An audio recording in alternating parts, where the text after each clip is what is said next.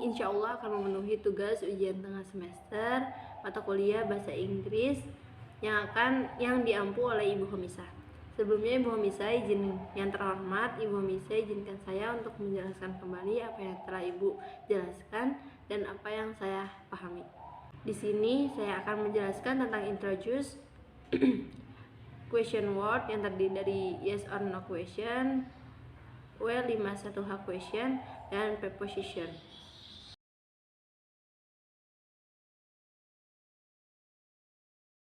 Self introduction, memperkenalkan diri. Nah, di sini kita akan belajar tentang memperkenalkan diri. How to introduce yourself in English. Cara memperkenalkan dirimu dalam bahasa Inggris. Yang pertama yaitu greeting atau sapaan atau salam. Contohnya, hello everyone, hello everybody, halo semuanya, hi everyone, hi everybody. Atau bisa juga pakai good morning, selamat pagi, good afternoon, selamat siang, atau good evening, selamat malam. Atau sebelumnya kamu bisa menggunakan tell me introduce myself, izinkan saya memperkenalkan diri. Nah, yang kedua yaitu your name, namamu. My name is Siti Saidatul Fitria, atau I am Siti Saidatul Fitria. Nah, tambahan kamu bisa menambahkan you can call me, kamu bisa memanggilku, bla bla bla. Yang ketiga yaitu location atau lokasi. I come from, saya berasal dari, asal daerah kamu tuh dari mana gitu. Atau bisa juga dengan I was born in but currently live in, saya lahir di tetapi sekarang tinggal di titik-titik. Atau bisa juga dengan I originally from but now I live in, saya aslinya dari tapi sekarang tinggal di. Atau juga bisa dengan I live at, saya tinggal di. Nah, ini alamat detail. Contohnya, I live in Durian Street No. 4 West Bekasi. Saya tinggal di Jalan Durian nomor 4 Bekasi Barat.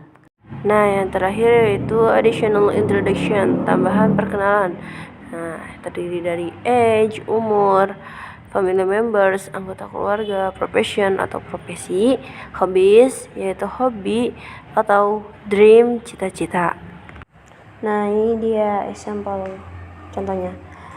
Hello, my name is Siti Saidatul Fitria Hairatul Bardiah. You can call me Saida.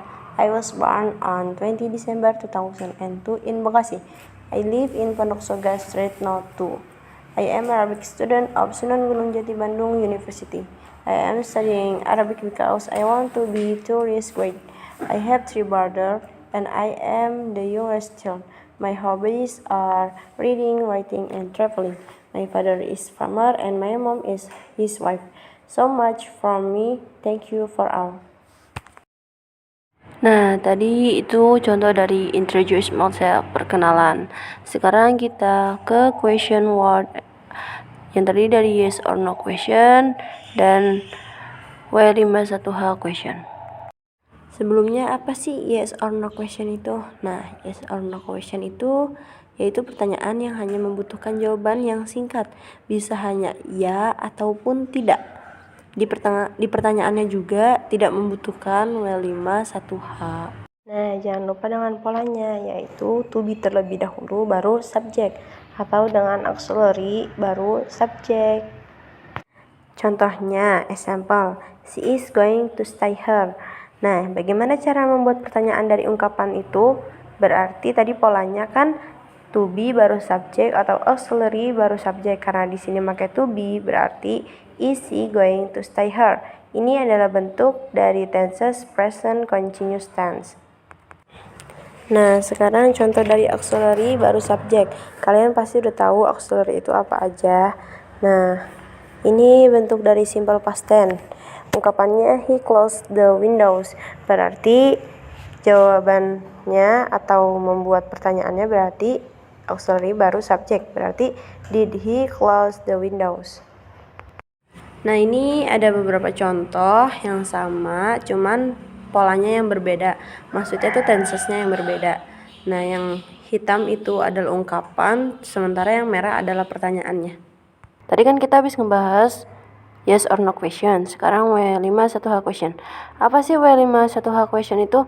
Pertanyaan yang menggunakan kata kerja seperti W51H. Nah, apa aja sih W51H itu? Nah, terdiri dari what, itu apa, menanyakan benda, wo, siapa, bisa menanyakan orang, where, di mana, when, kapan, why, mengapa, dan how, bagaimana. Nah, ini polanya, yaitu where question tambah to be atau auxiliary baru subjek. Sama kayak pola di yes or no question, tetap didahulukan where questionnya. Nah, contohnya example what age is he? Berapa umur dia? Who is reading books? Siapa yang sedang membaca buku? Where do you learn English? Di mana kamu belajar bahasa Inggris? When will you come here? Kapan kamu akan ke sini? Why do you cry? Kenapa kamu menangis? How are you? Bagaimana kabarmu? Nah, ini semua adalah contoh dari W51H question. Nah, biasanya untuk jawaban ini itu tuh memiliki jawaban yang panjang. Contohnya, Wo will go to Jakarta tomorrow. My father will go to Jakarta tomorrow. Ini kan yang pakai WH question. Nah, biasanya jawabannya kayak ngejelasin dari pertanyaannya itu lagi. Beda lagi kalau yang yes or no question. Itu kan pertanyaannya, will Saida go to Jakarta? Yes. Cuma jawaban itu doang, itu juga sudah menjelaskan dari pertanyaan tersebut. Nah, itu tadi penjelasan tentang question word. Sekarang menjelaskan tentang preposition. Preposition atau preposisi adalah kata depan yang menghubungkan kata ganti pronoun, kata benda noun, ataupun frasa dengan kata yang lain dalam sebuah kalimat. Nah, apa aja sih preposisi itu? Nah, yang pertama ada preposisi of time, yaitu tentang kayak waktu. Ada at on in. Contohnya, example, we are going to watch a movie at night. Nah, at di sini menjelaskan tentang waktu yang spesifik. Yang kedua yaitu preposition of place, yaitu menerangkan tentang tempat. Ya, terdiri dari on, in, over, under, in the front of, dan lainnya. Contohnya, my books in front of me. Nah, ini front of ini berbeda dengan in the front of. Kalau in the front of itu di depan satu murid dan itu benar-benar dekat. Jika in front of itu di depan satu murid tetapi ada jarak sedikit. Nah, itu perbedaannya. Nah, yang ketiga yaitu preposition of direction atau preposisi yang menunjukkan sebuah arah. Nah, yaitu ada into, ke dalam, from, dari, to, kemana, dan masih banyak lainnya. Contohnya, I kicked the ball into a box. Saya menendang bola ke dalam box. Nah, yang keempat yaitu preposition of agent. Nah, preposisi ini menunjukkan sesuatu yang terjadi antara pelaku dan tindakan. Contohnya, by yang artinya oleh, with yang artinya bersama. Contohnya, a story was written by me. Cerita itu telah ditulis olehku.